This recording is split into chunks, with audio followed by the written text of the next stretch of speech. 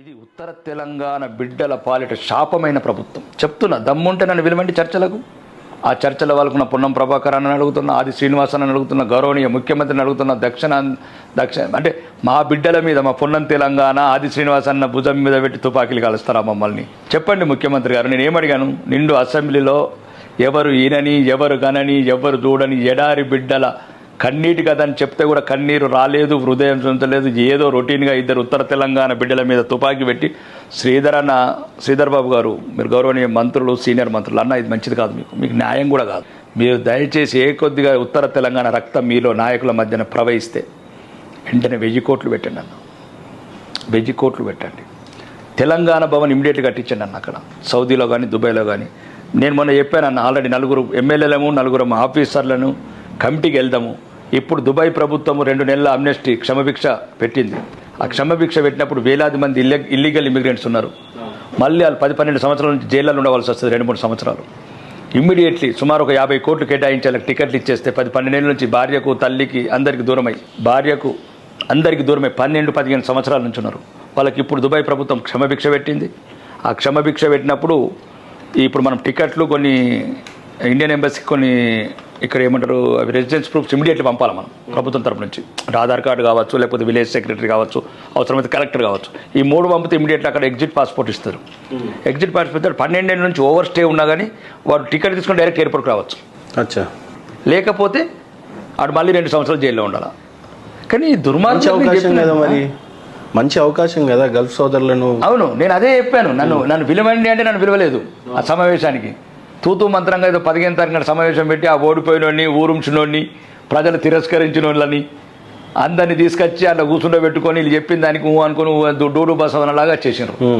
ఇప్పటికి నేనేమంటున్నాను, ఓకే 5 లక్షలు చచ్చిన సవన్ అన్న, 5 లక్షలు కాదన్న, 10 లక్షలు. ఆ కుటుంబం ఎట్లా బతుకుతుంది అన్న? 5 లక్షలు ఇప్పుడు పెరిగిన ధరలు కావచ్చు, వాళ్ళకున్న చంటి బిడ్డల భవిష్యత్తు కావచ్చు, చదువులు కావచ్చు, వాళ్ళ జీవన పోది కావచ్చు. కాదు, నేను చెప్పిన ఒకటి 1000 కోట్లు మీరు పెట్టిన దాకా వదిలేది లేదు. లేదంటే మా ప్రభుత్వం వచ్చినాక దానికి తగిన రీతిలో మేము పెడతాము. రెండోది మీకు చెప్పాను, కంపల్సరీ 10 లక్షలు ఇవ్వాల్సిందే. 10 లక్షలు ఎంత అన్న? 3 లక్షల కోట్ల బడ్జెట్ మొన్న గౌరవనీయ ముఖ్యమంత్రి గారు అంటున్నారు 7 లక్షల కోట్లు బడ్జెట్ అవుతుంది 4 ఏళ్ళన్నా. ఎందుకన్నా ఇంత మమ్మల్ని ద్రోహం చేస్తారు మా ఉత్తర తెలంగాణ బిడ్డలకు? 10 లక్షలు. నేనేమంటున్నాను మహేందర్, ఒకటే, ఏ రోజైతే శవపేటికి వస్తుందో శంషాబాద్ ఎయిర్పోర్ట్లో ప్రభుత్వ లాంఛనాలతో పూల రథం మీద పోవాలి శవం. బార్డర్ల సైనికుడేమో దేశానికి రక్ష, భద్రత గురించి. విదేశాలున్న గల్ఫ్ కార్మికుడు వాడు ఆర్థిక రక్ష. వాడు సంవత్సరానికి 10 సంవత్సరాలు 1,80,000 కోట్లు పంపిండి రాష్ట్రానికి.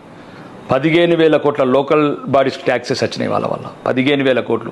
15,000 కోట్లు మీరు పన్నులు తీసుకున్న రాష్ట్ర ప్రభుత్వం 1000 కోట్లు ఇవ్వలేదమ్మా. అంటే ఈ కార్మికులంతా సంపాదించింది ట్యాక్సేషన్లోనూ అలా కూడా సంపాదిస్తుంది ప్రభుత్వం సుమారు 15,000 కోట్లు. ఇప్పుడు ఎవరో జైత్యాలు నార్మూర్లు ఉన్నోడికి ఏమైంది? అక్కడ నుంచి వాళ్ళ ఇంటికి పంపించుకుంటారు 10,000. ఆ 10,000 వచ్చిందంటే ఆమె పప్పు, ఉప్పు, కారము, పొడి ఇవన్నీ కొనుక్కుంటుంది, పిల్లలకు బట్టలు కొనుక్కుంటుంది, స్కూల్ ఫీజు కడుతుంది, బస్సులు కడుతుంది, పెట్రోల్ కొంటారు. అన్నిట్లకి పనులు వచ్చినట్లే కదా. 60 డిగ్రీలలో ఎండిపోయి, ఏడ్చిపోయి, చచ్చిపోయి, ఒట్టిపోయినోడు పైసలు పంపిస్తే మీరు దుర్మార్గులాగా ట్యాక్సులు చేసే దాని వాళ్ళకు మీరు మంచి చేయరా? వీళ్ళ పరిస్థితులు ఎలా ఉంటాయన్న? ప్లాస్టిక్ కవర్లు అన్నం కట్టుకొని పోతారంట పొద్దున 3:30కి లేచి బస్సులో. మరీ దారుణం అది. ఎట్లుంటుంది అసలు ఇలా? అంటే మీరు చూశారు కదా ఆ జీవితం. అంటే ఇప్పుడు ఒకటి, ఇక్కడ ఉద్యోగాలు లేవు. నేను అదే చాలా విషయాలు చెప్తున్నాను. ఎందుకంటే ఇక్కడ ప్రభుత్వ పథకాలు కూడా భూమి ఉన్నోడికి, అన్ని ఉన్నోడికి కొన్ని రకమైన పథకాలని, భూమి లేనోడి గురించి, భూమి లేనోడి గురించి ఆలోచించమని నేను అంటున్నాను. కొన్ని పథకాలు ఏమైనా అంటే నేను పథకాల జోలికి వెళ్ళట్లేదు, అదొక తేనె తొట్టి. మళ్ళీ ఈ ప్లాస్టిక్ కవర్లలో అన్నం తినుడు, ఈ ఆవేదన ఏందన్నా? అంటే అక్కడున్న జీవితాన్ని ప్రధానంగా మేమైతే చూడలేదు కానీ విన్నాం. పొద్దున ఎప్పుడో 3 గంటలకు లేస్తారంట, బస్సు ఒక 2 గంటల దూరం ప్రయాణం అయిపోతుందంట, ప్లాస్టిక్ కవర్లో అన్నం ఉంటుందంట, అది పాచిపోయిపోద్దంట ఎండ డిగ్రీ తీవ్రతకి. అంటే మేమేమంటున్నాం, ఓకే మా ఉత్తర తెలంగాణ వాళ్ళకు పూర్వజన్మ శాపము, లేకపోతే ఏ దేవుడు పెట్టిన శాపము అది ఇంకా మా బతుకులు అంతే.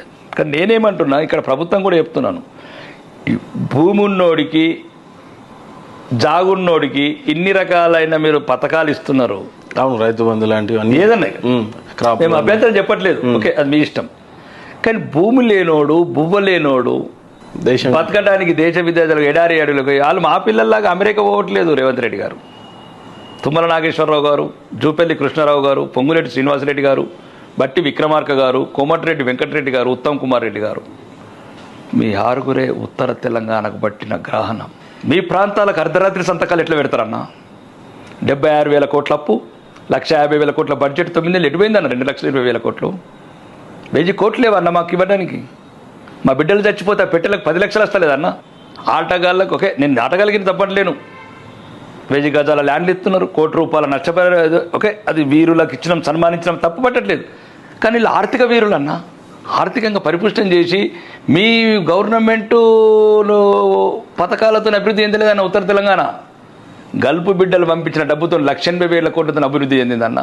ఒకడు అన్నాడు బొంబాయి, దుబాయ్, బొగ్గుబాయి అన్నాడన్న. అతను వెళ్ళిపోయి 9 నెలల నుంచి నిషాలో ఉన్నాడు, అక్కడ ఫామ్ హౌస్లో పడుకున్నాడు మాజీరాజు. కానీ మీరు ప్రజా బిడ్డలు అన్నారు, ప్రజాపాలన అన్నారు, తెలంగాణ బిడ్డలమన్నారు. ఇదా అన్న ఈ ద్రోహం? ఒక్కటి మాత్రం చెప్తున్నానన్నా, ఇప్పటికన్నా సవరించండి. ఆ గల్పులో పనిచేసిన వారికి చెప్తున్నా, మీరు ఎవరో వాళ్ళని వీళ్ళని పిలిచేదో చప్పట్టు కొట్టించినట్లు కాదన్న. న్యాయం జరగాల్సింది ఉత్తర తెలంగాణ బిడ్డలకు. ఒకటే చెప్తున్నా, ఏదైతే ఏ రోజైతే కంపల్సరీ అక్కడ మొన్న అసెంబ్లీ కూడా చెప్పినా, కడుపు నొస్తే కూడా హాస్పిటల్ దగ్గరకు పోరన్నా, అక్కడ కంపల్సరీ తెలంగాణ భవన్ కట్టి రెసిడెన్స్ డాక్టర్స్ని పెడదాము, పిఆర్ఓ వ్యవస్థను పెడదాము, ఇట్లాంటి జైళ్ళ వడ్డుల గురించి ఒక న్యాయం, ఒక లీగల్ ఆఫీసర్ని పెడదాము. ఏదైతే మా ఉత్తర తెలంగాణ బిడ్డలు సుమారు 15 లక్షల మంది దినదిన నరకం అనుభవిస్తున్నారన్నా, వాళ్ళందరికీ న్యాయం జరగాల్సిందే.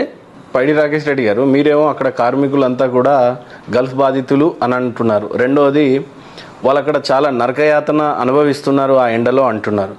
కానీ కొన్ని పార్టీలు, అధికార పార్టీలే ఏం చెప్తున్నాయంటే, వాళ్ళు చక్కగా సాయంత్రం అయితే ఏసీలో పడుకుంటారు, ఒక కంపెనీ ఉంది, ఒక కార్డు ఉంది, ఒక సిస్టమ్ ఉంది, ఒక వ్యవస్థ ఉంది, వాళ్ళకి చక్కటి పాస్పోర్ట్లు ఉన్నాయి, చక్కటి కంపెనీలు ఉన్నాయి అని ప్రధానంగా చెప్తా ఉన్నారు. వాళ్ళకి అక్కడ ఏ కష్టం లేదు, మీరు మాట్లాడుతున్నాయి కొన్ని బోగస్గా కూడా కనిపిస్తున్నాయి అనేది అనిపిస్తుంది. నిజమే. నేను ఏం చెప్తున్నానంటే, నేనేం అక్కడ ఏసీలో పడినోడికో, బిజినెస్ కార్డు ఉన్నోడికో, మాలాంటి వాళ్ళకు రెసిడెన్స్ ఇన్వెస్టర్ వీసా ఉన్న వాళ్ళ గురించి మాట్లాడతలేను నేను. బట్ ఏ కార్మికుడికైనా మినిమం అదే చెప్తున్నాను. ఆ పనికిరాని దద్దమ్మలు, ఆ సన్నాసులు రమ్మని రేపు తెల్లారి లేబర్ క్యాంపులను చూపిస్తా. పోయొచ్చారు కదా లేబర్ క్యాంపులు, అందరూ పోయొచ్చారు కదా. బుర్జు ఖలీఫా చూసి షాపింగ్ చేసుకున్నారు కానీ కాదు కదా. నేను చెప్తున్నాను కదా, అక్కడ చూడండి లేబర్ క్యాంపులలో సైట్ల మీద 100 అంతస్తులు కడుతున్న లేబర్స్ ఉంటుంది. నేను అనేది మళ్ళీ మీరు గమనించాల్సిందే ఒకటి ఉన్నది, దయచేసి నేను నష్టపరిహారం బతికిన బిడ్డలకి ఇవ్వట్లేను. మీరు మహేందర్ ఇది గమనించండి. నేను బతికినోడికి ఇవ్వమంటే, సచ్చినోడికి ఇవ్వమంటున్నా, శవమైనోడికి ఇవ్వమంటున్నా, అప్పులు చేసి ఎడారి బాట పట్టిన బిడ్డకి ఇవ్వమంటున్నా, అసువులు బాసి పెట్టెలో వచ్చిన బిడ్డకి ఇవ్వమంటున్నా. వాడు సావక ముందు ఏం లేదండి, వాడు చచ్చిన తర్వాత కుటుంబం అనాథ అయిపోతుంది.